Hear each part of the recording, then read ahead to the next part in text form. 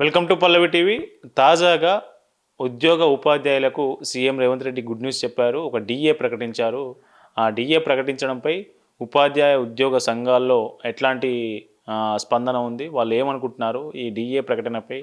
ఈ అంశం మనతో పాటు మాట్లాడడానికి ఎస్టీయు రాష్ట్ర మాజీ ఉపాధ్యక్షుడు భుజంగరావు సార్ మనతో పాటు ఉన్నారు. సార్ నమస్కారం. నమస్కారం కర్ణాకర్ గారు. సార్ ఎట్లా సార్, కంగ్రాచులేషన్స్, మీకు డిఏ ప్రకటించారు. డిసెంబర్లో ఇస్తానన్నది ఒక 15 రోజులు అటు ఇటు ప్రకటించారు. 2 డిఏలు అయితే వచ్చేసినాయి. మీకు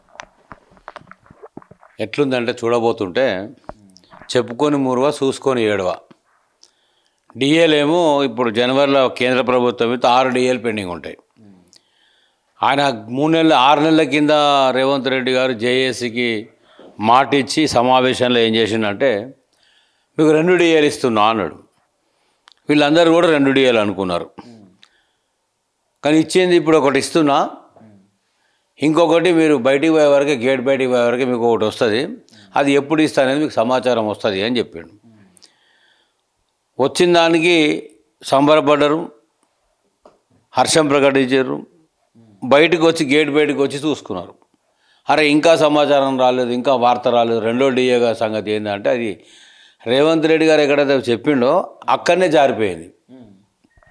అది అక్కడనే జారిపోయింది, ఇక్కడ దాకా రాలే. మొదటి డిఏకు జీవో ఇచ్చిన దాంట్లో ఏం చెప్పిండంటే డిసెంబర్ 15వ తారీఖు వరకు 2వ డిఏ ఇస్తా అన్నాడు. డిసెంబర్ 15 అయిపోయింది. ఇప్పుడు జనవరి సంక్రాంతి వచ్చేసింది, 2025, 2026.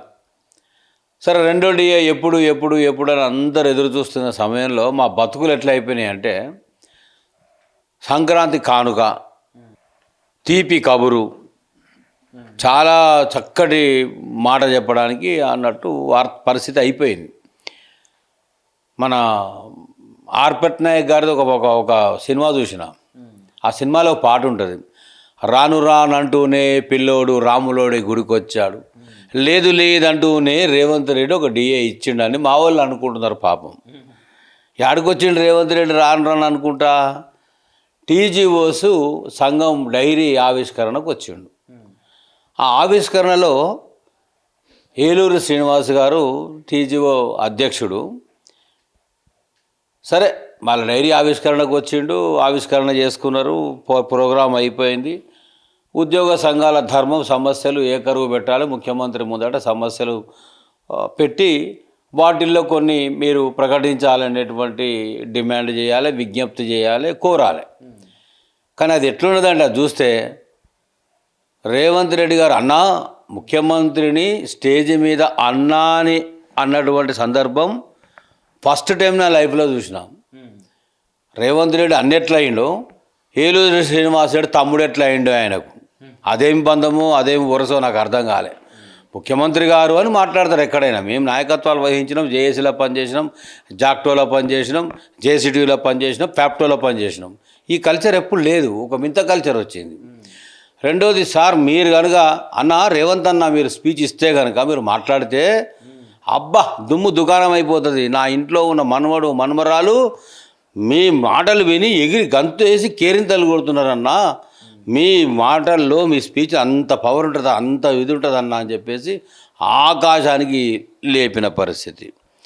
రెండవది ఏమంటాడు ఆయన, ఈ 5 సంవత్సరాలు మేము మీకు బాగా కమిట్మెంట్తో మా టీజీఓలు 87,160 మంది ఉన్నారని చెప్పాడు. ఉన్నారో లేదో నాకు తెలియదు, మరి కొంచెం ఆశ్చర్యంగా అనిపించింది ఆ ఫిగర్ వింటే. మరి అంతమంది ఉన్నాము, మేమందరం కూడా 5 సంవత్సరాలు మేము మీకు సేవ చేస్తాం, ఈ 5 ఏళ్ళే కాదని రానున్న 5 ఏళ్ళు కూడా మేమందరం కూడా సేవ చేస్తాము అన్నాడు. అంటే రేవంత్ రెడ్డి గారిని గెలిపించబోయేది ఏలూరు శ్రీనివాసరెడ్డి గారా అని అడుగుతున్నాను నేను. కాంగ్రెస్ను మరోసారి రేవంత్ రెడ్డి గారిని అధికారంలోకి తీసుకురావడానికి ఏలూరు శ్రీనివాసరావు కంకణం కట్టుకొని టీజీఓస్ నుంచి జేఏసీ నుంచి పనిచేస్తుడనా అని నేను ప్రశ్నిస్తున్నా. నీకు అధికారం ఎవరిచ్చిరో అని అడుగుతున్నాం. ఈ ప్రభుత్వమైన సమస్యలు తీరిస్తే, పరిష్కరిస్తే ప్రభుత్వంలో ఒక భాగము ఉద్యోగులు, అది ఎవరు కాదన్నారు, అందరి భాగంలో మనం ఉంటాం, వాస్తవం. ప్రభుత్వ శ్రేయోభిలాషులుగా ఉంటాం, వాస్తవం. ప్రభుత్వానికి విశ్వాసంగా, కృతజ్ఞతగా, శ్రేయోభిలాషులుగా ఉంటాం, పనిచేస్తాం కమిట్మెంట్తో. తెలంగాణ రాష్ట్ర ప్రగతికి, అభివృద్ధికి ప్రభుత్వానికి సహకరిస్తూనే ఉంటాము అనే మాట చెప్పడంలో తప్పలేదు. కానీ ఈ 5 ఏళ్ళు అట్లా ఉంటామన్నా రాబోయే 5 ఏళ్ళు కూడా మేము ఇట్లనే పని చేస్తాము మీకోసము అని అన్నాడు. అది ఎంత పెద్ద తప్పు మాట. ఆయనకి ఎట్లా గడ్డి పెట్టాలా ఏలూరు శ్రీనివాసరావుకి? పరిమితి దాటి లేని అధికారాన్ని లేని బాధ్యత నెత్తిలోకి ఎత్తుకొని మాట్లాడుతున్నావా? అందరూ అనుకుంటున్నారు బయట రాబోయే ఏదో గ్రాడ్యుయేట్ ఎమ్మెల్సీ ఈయనకు వాగ్దానం చేసినట, ఈయన పోటీ చేయబోతున్నాడంట. మరేమి ఇంకేమి ఇంటర్నల్ వరాలు ఉన్నాయో మాకు తెలియదు. మరి డైరీ ఆవిష్కరణలో జేఏసీలో ఉపాధ్యాయ సంఘాలు ఉన్నాయి, ఉద్యోగ సంఘాలు ఉన్నాయి, ప్రధానంగా టీఎన్జిఓ సంఘం చైర్మన్గా ఉంది. మరి టీఎన్జిఓ ఉన్నటువంటి చైర్మన్ సంఘంగా ఉన్న టీఎన్జిఓస్ నాయకులు ఎందుకు లేరు? ఉపాధ్యాయ సంఘాల నాయకులు ఎందుకు లేరు? మిగతా ఉద్యోగ సంఘాల నాయకులు ఎందుకు లేరు? అది కేవలము టీజీఓస్ డైరీ ఆవిష్కరణలోనే రేవంత్ రెడ్డి గారు ఈ డిఏను ప్రకటించడం అనేది దాని వెనుక చాలా మతలబు ఉంది, మర్మం ఉంది. దీంట్లో చూస్తే మాకేమవుపడుతుందంటే 206 సంఘాల వేదిక మాది అని ఏలూరు శ్రీనివాసరావు గారు ప్రతి చోట చెప్తూ ఉంటాడు. ఈ 206 సంఘాలన్నీ కూడా ఉత్తవే. నీ టీజీఓ సంఘము నువ్వు మాత్రమే మనగాడివి, నువ్వు మాత్రమే సెక్రటరీ జనరల్ గొప్పోడివి, నీకు మాకే గత గొప్ప బంధం ఉంది, వేరే వాళ్ళతో ఆ బంధం లేదు, నీ దగ్గరికి వచ్చి నీ ముందరనే నేను డిఏ ప్రకటిస్తా అని చెప్పిండా. అదే రోజు మరి మారం జగదీశ్వర్ గారు ఫాలోఅప్లో ఉన్నాడంట. మొత్తం శేషాద్రి గారితో మాట్లాడితే సంతకం అవుతుంది, ఇవాళ ఫైల్ పోతుంది, రీచ్ అవుతుందని ఫాలోఅప్లో ఆయన ఉన్నాడు. మిగతా సంఘాలకు చెప్పిండు. అందరిని పిలుచుకొని అందరి ముందు నువ్వు ఏమి ఇస్తావో చెప్పుంటే బాగుండేది కదా. ఒకవేళ రేవంత్ రెడ్డి గారు డివైడ్ అండ్ రూల్ పాలసీ విభజించి పాలించు, కొందరిని దగ్గర తీసుకో, కొందరిని దెబ్బకొట్టనే విధానం ఉంటే ఆ విధానాన్ని పసిగట్టలేకపోయిందా? ఏలూరు శ్రీనివాసరావు పసిగట్టలేకపోయిందా? లేక రేవంత్ రెడ్డి గారికి భజన పరుడిగా పల్లకి మోసే బోయిగా మారిపోయినావా? ఎందుకు ఆ విధానాన్ని నువ్వు సమర్థించినావు? 100% నేను ఒక ఎస్టీయు మాజీ అధ్యక్షుడిగా, జేఏసీలో డిప్యూటీ చైర్మన్ హోదాలో పనిచేసిన వ్యక్తిగా, ఇవాళ ఆచార్య జయశంకర్ పెన్షనర్స్ హక్కుల పరిరక్షణ వేదిక కన్వీనర్గా మాట్లాడుతూ ఉన్నాను. నేను 100% మాకు హక్కు ఉంది, ప్రశ్నించడానికి హక్కు ఉంది. మీకేమో అక్కడ ప్రభుత్వంతో తెచ్చేటువంటి బాధ్యత ఉంది. నేను ఏలూరు శ్రీనివాసరావు గారు నిన్న జరిగిన డైరీ ఆవిష్కరణ 100కు 100% తప్పు పడతా ఉన్నా.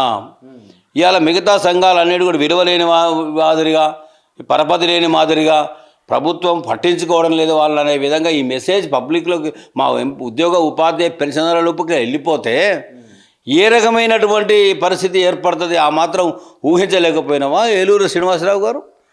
నువ్వు టీజీఓ అధ్యక్షుడు, సెక్రటరీ జనరల్ అంటే నేను ఇంకో సూటిగా మాట్లాడతాను. మా ఉపాధ్యాయ సంఘాల నాయకులను అడుగుతా ఉన్నా.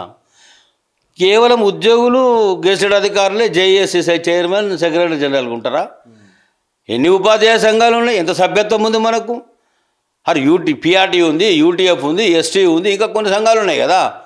ఇద్దరికి ఉద్యోగాల సంఘాల వాళ్లకు బాధ్యతలు ఇవ్వడం వల్లనే ఇలాంటి పరిస్థితులు తలెత్తుతున్నాయి. నిజానికి టీఎన్జిఓ అధ్యక్షులు మారం జగదీశ్వర్ గారు ప్రభుత్వంతో చర్చలు జరిపినప్పుడు గతంలో కార్యాచరణ ప్రకటించి ప్రభుత్వం ఆగమన్నందుకు కూడా 2-3 సార్లు వెయిట్ చేసిరు. నిజానికి నిన్న సమావేశంలో వీళ్ళందరికీ ప్రాతినిధ్యం ఉండాల్సింది. అయితే మారం జగదీశ్వర్ గారు కూడా నేను జీ న్యూస్ డిబేట్లో నేను చూసా, చాలా ఆవేదన మనస్తాపానికి గురై చాలా ఆవేదన వ్యక్తం చేసిండు.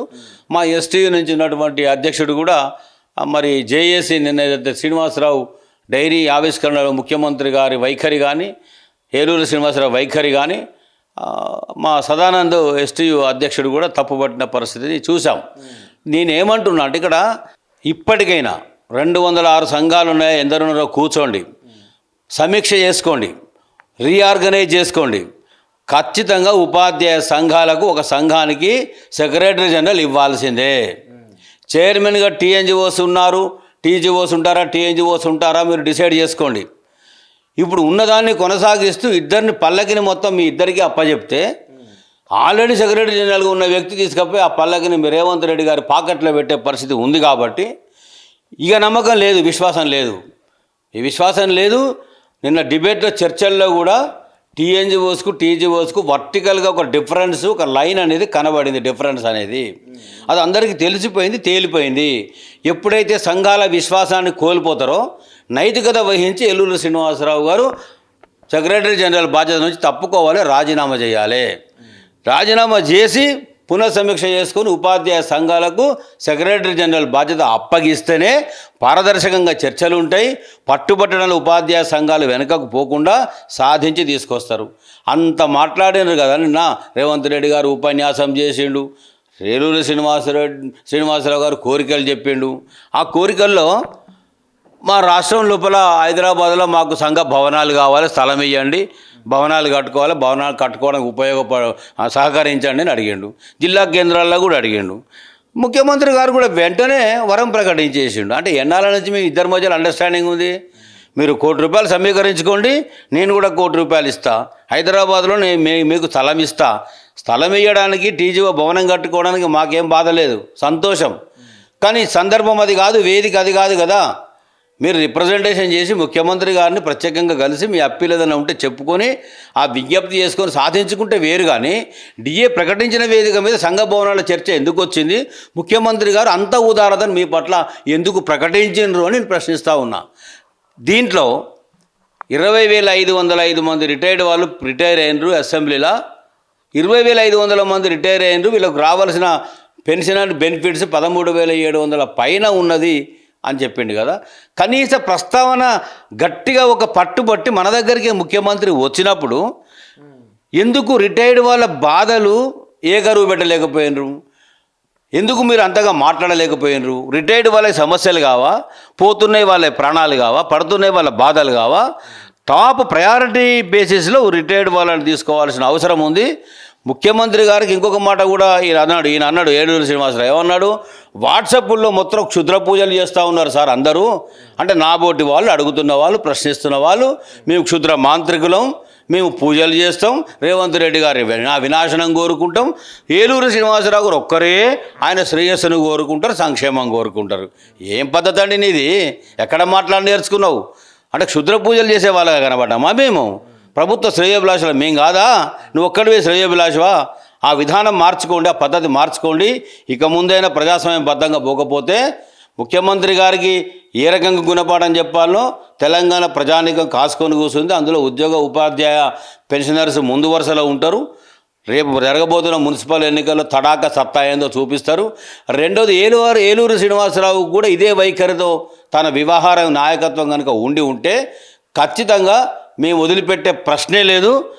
మీరు నైతికంగా రాజీనామా చేస్తారా, పదవి నుంచి తప్పుకుంటారా, తప్పుకోరా అనేది మారం జగదీశ్వర్ కూడా నేను విజ్ఞప్తి చేస్తూ ఉన్నా. సోదర ఉద్యోగ ఉపాధ్యాయ సంఘాలకు కూడా నేను రిక్వెస్ట్ చేస్తూ ఉన్నా. ఉపాధ్యాయ సంఘాలకు సెక్రటరీ జనరల్ అవకాశం ఇవ్వండి. అందులో ఏ సంఘానికి ఇచ్చినా మాకేం బాధ లేదు. ఇలాంటి తాబేదారు మతలబుగాలు దళారీ వ్యవస్థ నాయకులకు మీరు బాధ్యతలను తప్పించండి.